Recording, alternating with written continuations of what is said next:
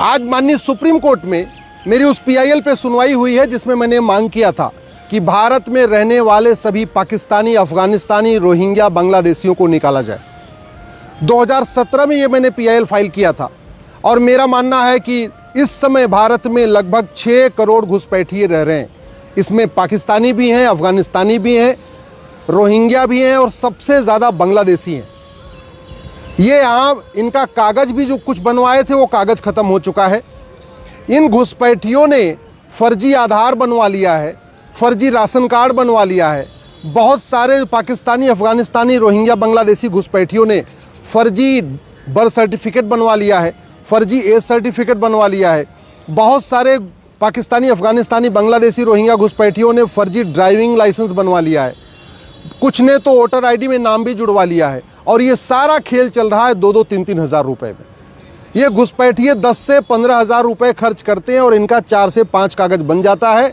Voter ID में नाम जुड़वा लेते हैं। फिर बहुत सारे ऐसे भी हैं जिन्होंने जनधन खाता खोल लिया है।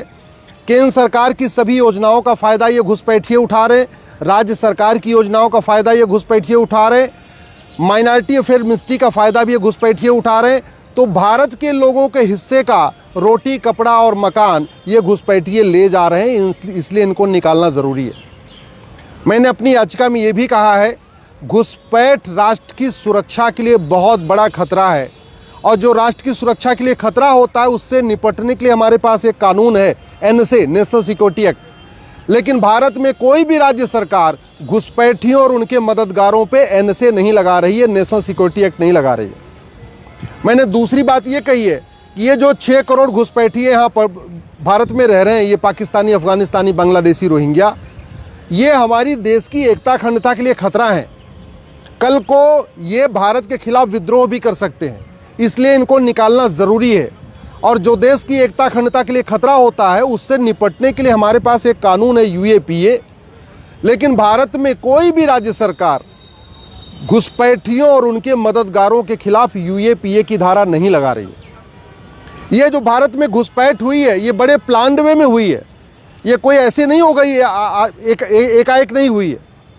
ये बाकायदा अपने आप में भारत की डेमोग्राफी बदलने के लिए घुसपैठ हुई है और ये एक तरीके से इनडायरेक्ट वॉर है। और इनडायरेक्ट वॉर से निपटने के लिए जो नई भारतीय न्याय संहिता है इसमें भी वेजिंग वॉर की धारा है। जो पुराना वाला इंडियन पिनल कोड था उसमें भी वेजिंग वॉर की धारा थी। लेकिन आज तक किसी भी राज्य सरकार ने, किसी भी जिले की पुलिस ने घुसपैठियों और उनके मददगारों के खिलाफ वेजिंग वॉर की धारा नहीं लगाई है। जो नई वाली भारतीय न्याय संहिता बनी है इसमें एक ऑर्गेनाइज क्राइम के लिए प्रोविज़न है और ऑर्गेनाइज क्राइम से निपटने के लिए बाकी सभी राज्यों के पास भी अपना अपना कानून है। गुजरात के पास गुस्को का है, महाराष्ट्र के पास मको का है, यूपी के पास गैंगस्टर एक्ट है। ऐसे सभी राज्यों के पास अपना अपना कानून है।